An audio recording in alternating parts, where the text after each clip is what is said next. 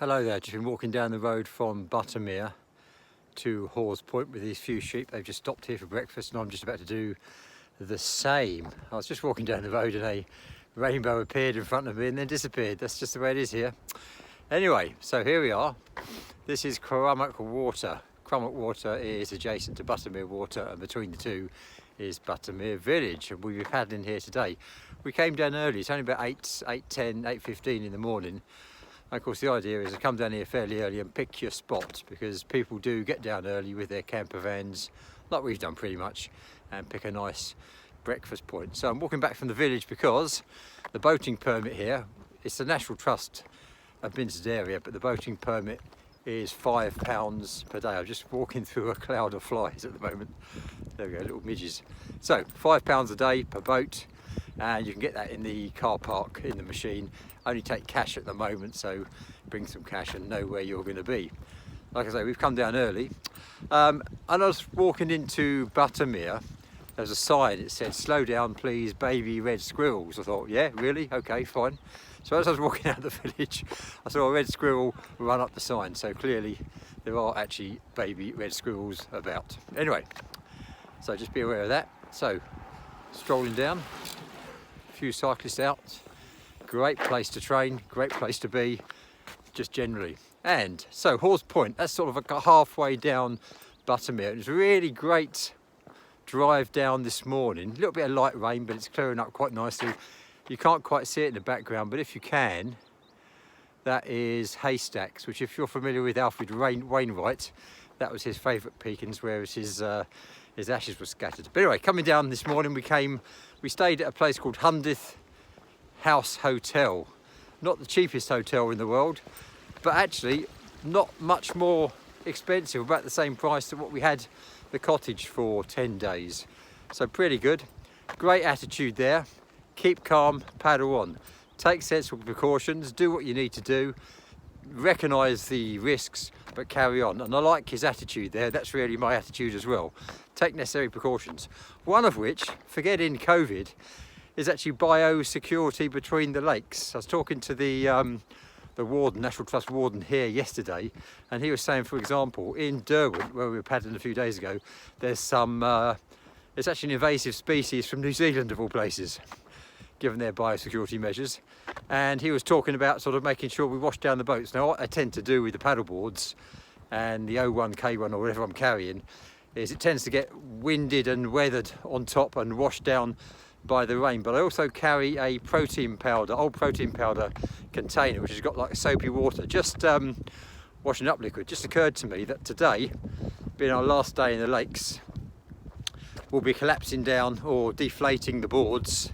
And same if you had like an inflatable kayak, if you deflated it and didn't wash it down, then you're just going to be taking possibly invasive species or various microorganisms from one lake to the other. So I'll be washing it down just briefly, nothing too detailed, making sure there's anything we take from the lake is left in the area. Not using bleach or anything, so I don't want to damage the environment, just soapy water, that's all that needs to be done, and then it can transfer from one site to the other. Anyway, so the sun is coming out, the light rain has cleared. I think it's going to rain again at 1 o'clock, which case we'll be on our way home, but looking forward to a nice paddle and a swim and maybe a walk around Crummock Water and Buttermere later on, maybe for a spot of lunch.